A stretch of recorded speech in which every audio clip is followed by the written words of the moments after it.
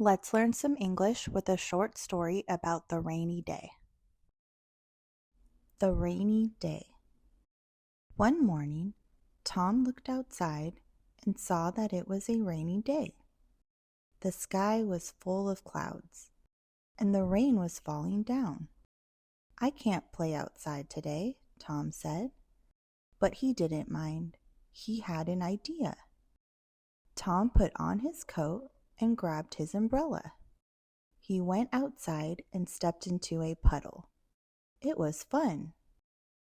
After a little while, Tom went back inside. His feet were wet, but he was happy. Tom took off his shoes and put on his cozy slippers. He decided to read his favorite book while watching the rain fall outside.